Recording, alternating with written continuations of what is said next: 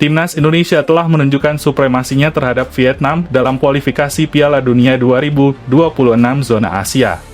Yang pertama, skuad Garuda menang 1-0 di Stadion Utama Gelora Bung Karno pada 21 Maret 2024. 5 hari berselang, Timnas Indonesia mengamuk dengan kemenangan telak 0-3 di markas Vietnam. Asnawi Mangkualam CS mampu mendominasi laga tersebut di tengah badai sakit dan cedera yang menerpa skuad Garuda.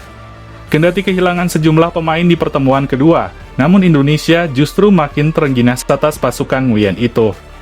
Lantas, berikut beberapa nama pemain naturalisasi di tubuh Timnas Indonesia yang langsung memberi dampak signifikan untuk Bumi Pertiwi.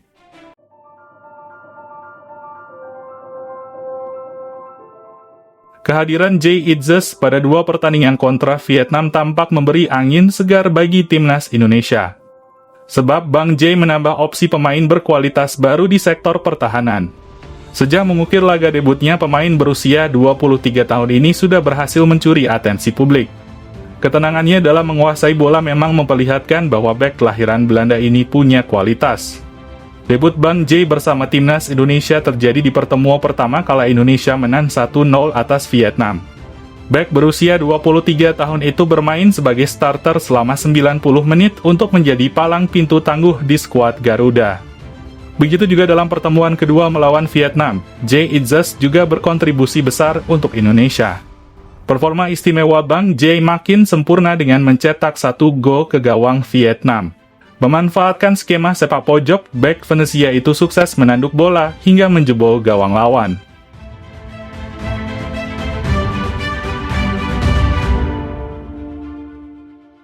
Sama seperti Jay Itzes, Nathan langsung tampil sebagai starter di laga kontra Vietnam dalam 2 laga awal. Meski di laga pertama peran ofensifnya masih belum terlihat betul mengingat ia masih belum bisa menjalin kerja sama dengan baik saat membantu serangan.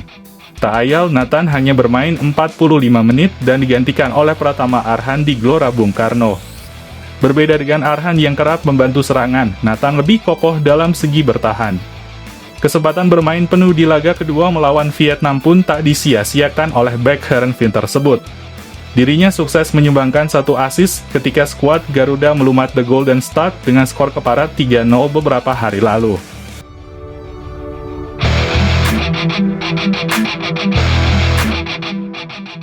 Absennya sejumlah pemain di lini tengah Timnas Indonesia seperti Mark Klok hingga Ivar Jenner tampak tak begitu terasa pada laga kedua kontra Vietnam.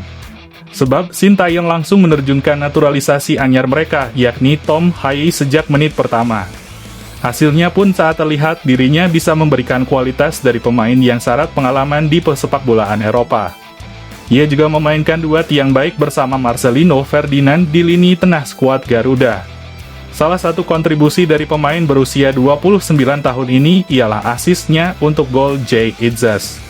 Selepas pertandingan, Tom mengaku kualitas bermainnya tak lepas dari pengalaman tampil melawan pemain kelas dunia di Liga Belanda, seperti Jordan Henderson yang kini membela Ajax Amsterdam.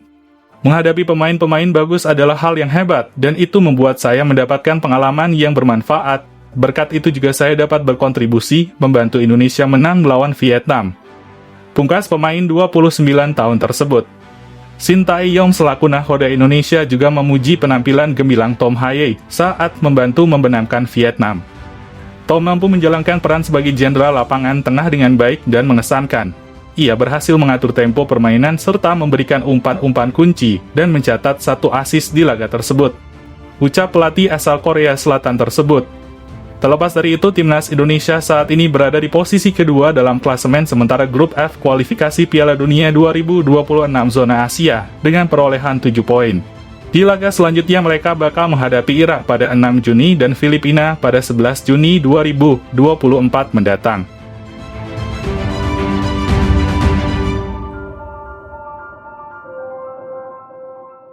Pemain terakhir yang mendapatkan kesempatan mengukir debut bersama Timnas Indonesia ialah Ragnar Oratmangun. Walaupun baru diturunkan di pertandingan kedua melawan Timnas Vietnam, namun hasil yang diberikan sangat istimewa. Ragnar bisa menjawab kebutuhan pemain di lini serang skuad Garuda. Ia tak hanya bisa menempati pos sayap kiri maupun kanan, tetapi juga bisa mengisi pos sebagai pemain nomor 9 ketika dibutuhkan. Kontribusi terbaik dari pemain berusia 26 tahun ini tentu saja ialah golnya pada menit ke-24. Ragnar sukses melewati sejumlah pemain Vietnam sebelum akhirnya melepaskan tembakan mendatar yang menyusur ke gawang Philip Nguyen. Lantas, muncul satu pertanyaan. Apa yang membuat Ragnar Oratmangun dan Tom Ha-ye bisa sangat leluasa mengacak-acak lini pertahanan Vietnam?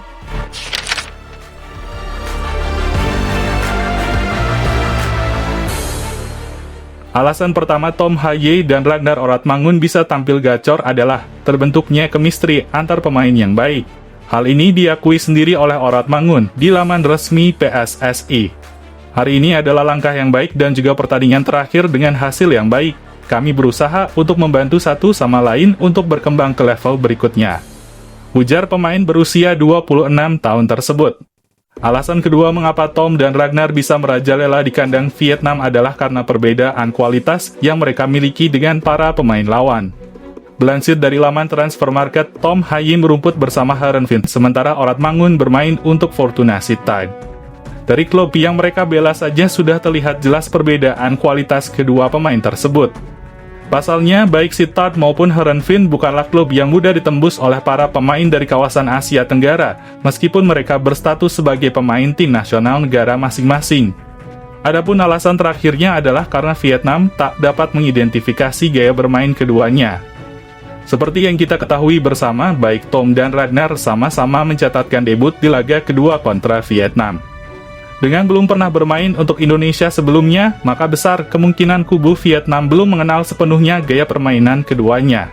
Mereka cenderung lebih berhati-hati dalam membaca pergerakan lawan.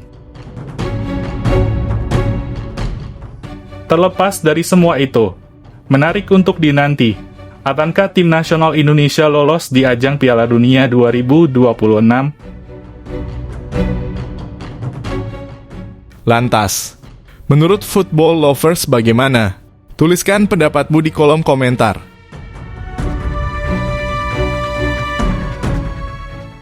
Jika kalian setuju dengan video ini, bisa share ke media sosialmu, agar teman-teman kalian juga tahu. Dan jangan lupa like, komen, dan subscribe channel ini.